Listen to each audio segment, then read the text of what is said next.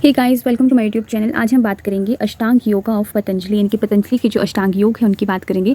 तो उसकी बात करने से पहले हम जानेंगे इसका मतलब क्या है, इसका जो मीनिंग है वो क्या है। तो महर्षि पतंजलि ने योग की जो समस्त विद्याएं हैं उनको 8 पार्ट्स में डिवाइड किया है। तो 8 पार्ट्स के डिवाइड वो हैं, फर्स्ट इज है यम, नियम, आसन, प्राणायाम, प्रत्याहार, धारणा, ध्यान और समाधि लास्ट में। तो ये 8 जो है वो पार्ट्स हैं योग के, जिसे महर्षि पतंजलि ने 8 पार्ट्स में योग को डिवाइड किया है। तो आपको सबसे पहले ये याद रखने हैं और ये स्टेप वाइज ही याद रखने हैं। यम, नियम, आसन, प्राणायाम, प्रत्याहार, धारणा, ध्यान और समाधि। तो फ्रेंड्स, आइए जानते हैं अष्टांग योग आखिर है क्या। तो अष्टांग योग में जीवन के सामान्य व्यवहार से लेकर ध्यान और समाधि लास्ट में जो आता है, ध्यान और समाधि, उसकी ओर जाने को हम अष्टांग योग कहते हैं। यानी कि जो पर्सन अपने अस्तित्व की खोज में लगा है और जीवन के पूर्ण सत्य को परिचित होना चाहता है, उसे अष्टांग योग का अवश्य ही पालन करना चाहिए। जो इस संसार की मोह माया को त्यागना चाहता है, उसे इस अष्टांग योग का अच्छे से पालन करना चाहिए। वही यही अष्टांग योग है। तो लिम्स ऑफ योगा यानी कि योगा की 8 अंग बताए हैं, यानी कि परमात्मा को प्राप्त करने का अष्टांग योगा से बढ़कर और कोई भी मार्ग नहीं है, और ये जो है स्टेप बाय चलते हैं। तो फ्रेंड्स, आइए इन सभी अष्टांग योगों को हम डिटेल में पढ़ते हैं। इन्हें अष्टांग योग इसलिए कहा जाता है क्योंकि ये 8 होते हैं। तो फर्स्ट है हमारा yama. Yama yama direct about how a common man should behave in this society, यानी कि एक पर्सन को सोसाइटी में कैसे बिहेव करना है वो यम बताते हैं। और जबकि यम जो है वो सोसाइटी के बारे में बताते हैं, और जबकि नियम जो है वो इंडिविजुअल के बारे में बताते हैं। ये बात आप ध्यान रखिएगा। तो फर्स्ट है हमारा, हम यम की बात कर रहे हैं। तो यम जो है वो इसके कंपोनेंट है कुछ, जैसे कि यम की कंपोनेंट है नॉन वायलेंस है, नॉन स्टीलिंग है, फेथ इन गॉड है, ट्रुथफुलनेस है, नॉन अटैचमेंट है, फॉरगिवनेस है, less food, holiness, simpleness, patience, silence etcetera. ये जो है वो यम की कंपोनेंट है। इन सभी कंपोनेंट का जो पालन करके हम यम की प्राप्ति करते हैं। यम और नियम को नैतिक संहिता या सही जीवन जीने के तरीके के रूप में देखा जाता है। फ्रेंड्स, यम और नियम को नैतिक संहिता या सही जीवन जीने के तरीके के रूप में देखा जाता है। यम के थ्रू सेंसेस को कंट्रोल में करके हमारे जो नेगेटिव थॉट्स होते हैं उन्हें हटाकर हम अपना जो हमारा धर्म है, हमारा जो रिलीजन है, उसमें हम फोकस करते हैं। तो यम सबसे पहला आता है, उसके बाद आता है नियम। मैंने आपको पहले ही बताया, जो यम है वो बिहेव करता है और वो बताता है कि सोसाइटी में कैसे बिहेव करना है, और जबकि नियम है वो बताता है कि इंडिविजुअल भी कैसे बिहेव करना है। तो नियम के अगर हम बारे में बात करें, डेफिनेशन देखिए, तो मनुष्य जो है वो एक सामाजिक प्राणी है और सोसाइटी में रहकर ही उसे कुछ सोसाइटी में रहना ही होता है, और सोसाइटी के कुछ नियम होते हैं और नियमों का पालन उसे करना ही पड़ेगा। तो उसके अकॉर्डिंग ही रहना पड़ेगा, समाज के अकॉर्डिंग। तो समाज के नियमों का पालन करने वाला जो पर्सन होता है वो एक आदर्श व्यक्ति कहलाता है, उसे रिस्पेक्ट मिलती है। और जो समाज के जो रूल्स हैं वो उनका पालन नहीं करता है, तो वो उसमें समाज में रिस्पेक्ट भी नहीं पाता, उसे वो रिस्पेक्ट भी नहीं मिलती है। तो इसके भी कुछ कंपोनेंट हैं, faith in God, worship of God, charity है, रेसिटेशन ऑफ मंत्रास है, शेम फॉर इवल्स है, प्योरिटी है, हॉस्पिटैलिटी है, वेलफेयर फॉर अदर्स। तो ये सारी चीज़ें जो है वो नियम के अंदर आती है।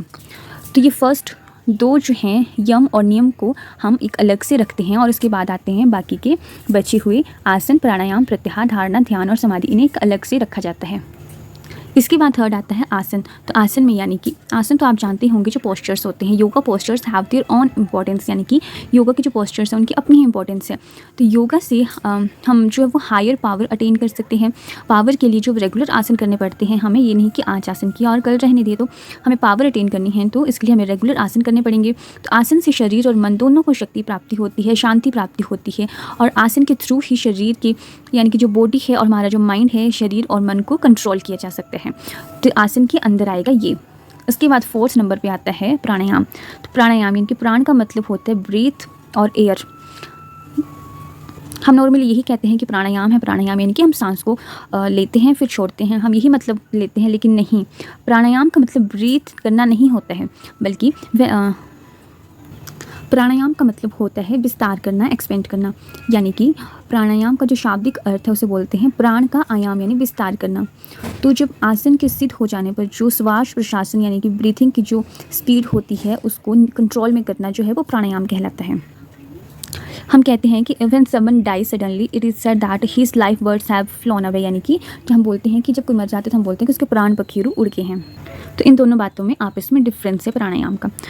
तो जैसे बॉडी की प्योरिफिकेशन के लिए बाथ जरूरी होता है, नहाना जरूरी होता है, वैसे ही माइंड की प्योरिफिकेशन के लिए प्राणायाम जरूरी होता है। तो प्राणायाम के अंदर हम यही लिखेंगे कि प्राणायाम जो है वो माइंड की प्योरिफिकेशन के लिए होता है।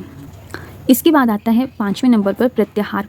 प्रत्याहार जो है वो 2 शब्दों को मिलकर बना है, प्रति प्लस आहार, यानी कि प्रति का मतलब होता है विपरीत यानी कि ऑपोजिट, और आहार मीन्स भोजन, ये हम सभी जानते हैं, यानी फूड, यानी कि इच्छा रूपी भोजन पर नियंत्रण करना, यानी कि जो भी हमारा मन करे वो हर चीज़ नहीं खानी चाहिए, यानी कि एक कंट्रोल में खानी चाहिए, जिस बैलेंस डाइट हम जिसे बोलते हैं, हमें वैसे रहकर खाना चाहिए। तो सेंसेस को कंट्रोल में करके मोक्ष को प्राप्त करने की ओर बढ़ना जो है वो प्रत्याहार कहलाता है। प्रत्याहार यानी कि हम सेंसेस को कंट्रोल में करते हैं और हम मोक्ष की प्राप्ति के लिए आगे बढ़ते हैं, तो उसे हम प्रत्याहार कहलाते हैं। तो आप ये बात याद रखिएगा, प्रत्याहार यानी कि प्रति प्लस आहार, प्रति यानी कि विपरीत, आहार यानी कि भोजन। तो उसके बाद आता है 6 नंबर पे कंसंट्रेशन यानी कि धारणा। तो इसमें आता है यानी कि यम, नियम, आसन, प्राणायाम, प्रत्याहार के बाद जो है वो धारणा आसन हो जाती है। यानी इसमें हम हमारा जो मन है वो परमपिता परमात्मा में हम जो केंद्रित करने को धारणा कहते हैं। जब हमारा मन परमपिता परमात्मा के साथ लग जाता है तो उसे हम धारणा कहते हैं। धारणा यानी कि धारण करना। उसके बाद आता है ध्यान, कंटेम्पलेशन, यानी कि ध्यान का मतलब होता है वर्तमान में जीना। अपने पास्ट और फ्यूचर के बारे में न सोचकर हम सिर्फ प्रेजेंट में जब हम जीते हैं तो उसे हम कहते हैं ध्यान। तो वर्तमान में जीकर ही मन की चंचलता को समाप्त किया जा सकता है। हमारा जो मन भटकता है उसे हम समाप्त कर सकते हैं वर्तमान में जीकर, और ध्यान से पर्सन अपने मन को कंट्रोल कर सकता है। तो इसके ध्यान के अंदर आता है यानी कि वर्तमान में जीना। और इसके बाद लास्ट में आता है समाधि। समाधि यानी कि मन को जब एकाग्र किया जाता है तो उसे ही हम समाधि कहते हैं। समाधि में जो है वो हमें मोक्ष की प्राप्ति हो जाती है, यानी कि एंड में हमें कुछ भी पाने की इच्छा नहीं होती है, हम मोक्ष को प्राप्त करते हैं, परमपिता परमात्मा को प्राप्त करते हैं।